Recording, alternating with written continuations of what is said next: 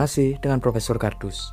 Ya, dalam beberapa tahun terakhir, tindakan dan kekhawatiran Amerika Serikat dan Barat terhadap pertumbuhan industri semikonduktor Cina makin ekstrim dan tampak makin paranoid.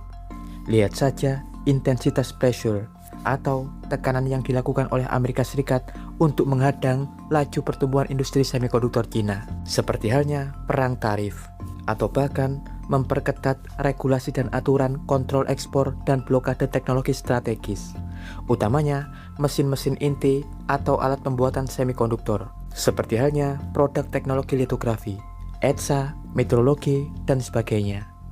Karena diketahui regulasi ini tak hanya dibuat khusus untuk perusahaan-perusahaan Amerika Serikat, bahkan para sekutu utama mereka, Jepang, Belanda, Korea, Taiwan, dan sebagainya, juga diwajibkan untuk mematuhi aturan regulasi tersebut.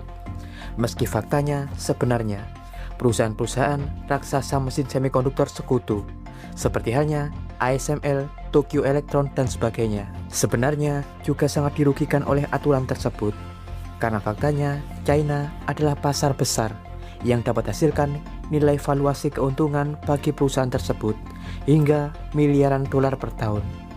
Bisa dikatakan target pasar terbesar mereka. Namun, karena biar bagaimanapun perusahaan-perusahaan tersebut terjerat dengan ekosistem teknologi dari Amerika Serikat, mereka terpaksa harus mematuhinya. Karena itu, jalan satu-satunya bagi Cina adalah untuk sesegera mungkin mencapai kemerdekaan dan kemandirian teknologi mesin semikonduktor domestik. Dan tahukah Anda, baru-baru ini kembali China berhasil mematahkan dan merobohkan satu lagi tembok blokade mesin semikonduktor, di mana baru-baru ini tim ilmuwan CNNC melalui anak perusahaannya CIAE atau China Institute of Atomic Energy akhirnya berhasil membuat teknologi mesin implantasi ion terkuat dan terumit di dunia, yakni teknologi mesin implantasi ion hidrogen energi tinggi berbasis tandem akselerator, di mana selama 10 tahun teknologi ini mutlak dikuasai Amerika Serikat, utamanya applied material. Tapi baru-baru ini CNNC akhirnya sukses sempurnakan mesin implantasi ion hidrogen yang bernama Power 750H. Dan hebatnya, seluruh rantai teknologi pada mesin ini murni dibuat secara domestik. Seperti yang kita tahu, mesin implantasi ion adalah mesin pengubah struktur internal wafer menjadi semikonduktor murni yang bertugas untuk melakukan doping ion, seperti halnya doping ion tipe P dan N pada semikonduktor atau transistor, baik semikonduktor silikon, germanium, dan sebagainya, agar wafer tersebut benar-benar dapat hasilkan sifat semikonduktor murni. Intinya, mesin ini bertugas untuk menanamkan ion ke dalam struktur kisi kristal wafer untuk fasilitator konduktivitas tipe P dan N pada transistor.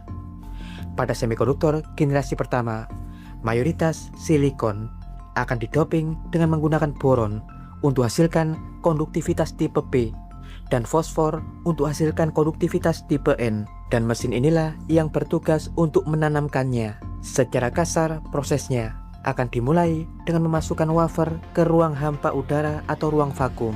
Sebelum kemudian gas-gas unsur akan dimasukkan dan elektron-elektronnya kemudian akan dilucuti hingga menyisakan ionnya saja dengan menggunakan gelombang mikro, di mana susunan ion yang dihasilkan akan diekstraksi dan ditarik keluar oleh elektroda dan kemudian akan diakselerasikan atau dipercepat dengan menggunakan magnet analyzer bertekanan tinggi dan juga integrasi tegangan listrik, di mana ion-ion ini nantinya akan menghujani wafer hingga tertanam di kisi kristal wafer. Kecepatan ion yang ditembakkan akan berpengaruh pada hasil kedalaman dan akurasi proses doping. Diketahui dari beberapa jenis mesin implantasi ion, baik low energy implanter atau high energy implantator. Diketahui jenis high implantator adalah yang paling rumit karena berenergi tinggi. Artinya hasil akselerasi percepatan bisa jauh lebih kuat dan mayoritas umum digunakan untuk semikonduktor khusus generasi 3 atau generasi 4. Utamanya jenis semikonduktor yang struktur kisi kristalnya sulit untuk ditembus, seperti halnya semikonduktor berbasis berlian, MOSFET, dan sebagainya. Dan diketahui mesin implantasi ion hidrogen adalah jenis high implanter grade A atau implanter ion terkuat. Iya, mesin implantasi hidrogen seperti halnya Power 750H diketahui memiliki mekanisme kompleksitas mesin yang jauh lebih rumit daripada ion implantasi konvensional. Karena mesin ini bekerja dengan proses ionisasi atom teringan di alam semesta, yakni hidrogen, di mana hidrogen hanya tersusun dari satu inti proton, di mana satu ion dan inti proton pada hidrogen faktanya sangat sulit untuk dikontrol dan dijinakan, lebih liar, mudah tersebar, dan sangat sulit untuk difokuskan.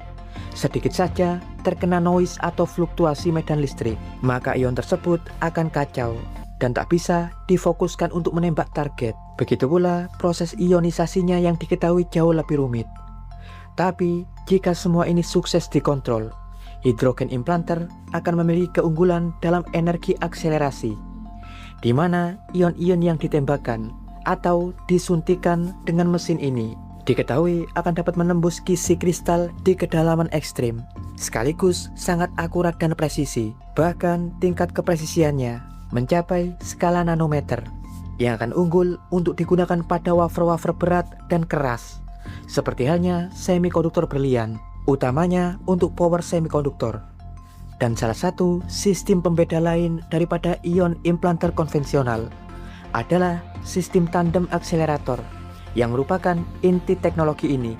Jika pada implanter konvensional, proses percepatan ion akan dilakukan hanya satu kali, namun pada implanter hidrogen, proses akselerasi dilakukan dua kali dengan menggunakan dua terminal akselerasi, yakni terminal awal dan kemudian terminal pembalikan sel muatan. Proses ini diketahui dapat hasilkan energi kinetik mencapai mega elektron volt tanpa harus menggunakan sumber tegangan listrik berukuran raksasa yang berbahaya dan juga tak efisien. Karena itu, mesin implanter hidrogen umumnya berukuran lebih besar, rumit, dan struktur komponennya jauh lebih kompleks. Namun saat ini diketahui teknologi implanter hidrogen 750H ini belum bisa dijual secara komersil dalam waktu dekat atau pada 2026 ini. Namun CNNC atau CIAE telah mengizinkan beberapa laboratorium dan lembaga riset Cina untuk mendapatkan layanan uji teknologi gratis dari Juli hingga September 2026 ini. Jangan lupa like dan subscribe di channel Profesor Kardus. Tak berijazah tapi jenius. Profesor Kardus dari Beijing mengabarkan